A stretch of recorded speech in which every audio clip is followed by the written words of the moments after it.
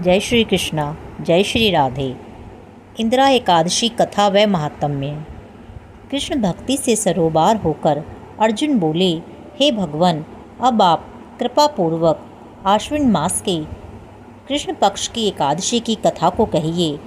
इस एकादशी का क्या नाम है तथा इसका व्रत करने से कौन सा फल मिलता है, कृपा करके यह सब समझाकर कहिए।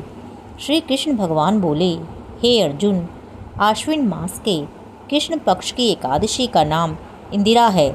इस एकादशी का व्रत करने से समस्त पाप नष्ट हो जाते हैं, नरक में गए हुए पितरों का उद्धार हो जाता है। हे पार्थ, इस एकादशी की कथा के सुनने मात्र से ही मनुष्य को अनंत फल मिलता है। मैं कथा कहता हूँ, तुम ध्यानपूर्वक सुनो। सतयुग में महिष्मती नाम की नगरी में इंद्रसेन नाम का एक प्रतापी राजा राज्य करता था। वह पुत्र, पौत्र, धन, धान्य आदि से पूर्ण था। उसके शत्रु सदैव उससे भयभीत रहते थे। एक दिन राजा अपनी राज्य सभा में सुखपूर्वक बैठा था कि महर्षि नारद जी वहाँ आए। नारद जी को देखकर राजा आसन से उठा, प्रणाम करके उन्हें सम्मान सहित आसन दिया। तब महर्षि नारद ने कहा, हे राजन, आपके राज्य में सब कुशल से तो है। मैं आपकी धर्मपरायणता देखकर अत्यंत प्रसन्न हूँ। राजा बोला, हे महर्षि, आपकी कृपा से मेरे राज्य में सब कुशल पूर्वक है तथा आपकी कृपा से मेरे समस्त यज्ञ कर्म आदि सफल हो गए हैं। हे देव, अब आप कृपा कर यह बताएं कि आपका यहाँ आगमन किस प्रयोजन से हुआ है। मैं आपकी क्या सेवा करूं?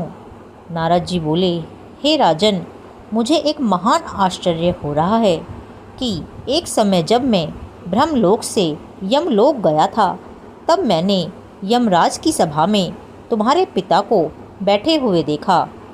तुम्हारे पिता महान ज्ञानी, दानी तथा धर्मात्मा थे, मगर एकादशी के व्रत के बिगड़ जाने के कारण वह यमलोक को गए हैं। तुम्हारे पिता ने तुम्हारे लिए एक संदेश भेजा है। क्या संदेश है ऋषिवर? कृपा करके यथाशीघ्र कहें। उत्सुकता के साथ राजा ने पूछा। उन्होंने कहा है कि हे महर्षि, आप मेरे पुत्र इंद्रसेन, जो कि महिष्मती नगरी का राजा है, के पास जाकर एक संदेश देने की कृपा करें कि मेरे किसी पूर्व जन्म के बुरे कर्म के कारण ही मुझे यह लोक मिला है। यदि मेरा पुत्र आश्विन मास के कृष्ण पक्ष की इंदिरा एकादशी का व्रत करे और उस व्रत के फल को मुझे दे दे तो मेरी मुक्ति हो जाएगी। मैं भी इस लोक से छूटकर स्वर्ग लोक में वास करूँगा। अपने पिता के यमलोक में पड़े होने की बात सुनकर इंद्रसेन को अपार दुख पहुँचा और उसने नारद जी से कहा, हे मुनिवर, यह तो बड़े दुख की बात है कि मेरे पिता यमलोक में पड़े हैं। मैं उनकी मुक्ति का उपाय अवश्य करूँगा। आप कृपा करके मुझे इंदिरा एकादशी व्रत की विधि बताएं। इस पर नारद जी बोले, हे राजन, आश्विन मास की कृष्ण पक्ष की दशमी के दिन प्रातःकाल श्रद्धा सहित स्नान करना चाहिए। इसके पश्चात दोपहर को भी स्नान करना चाहिए।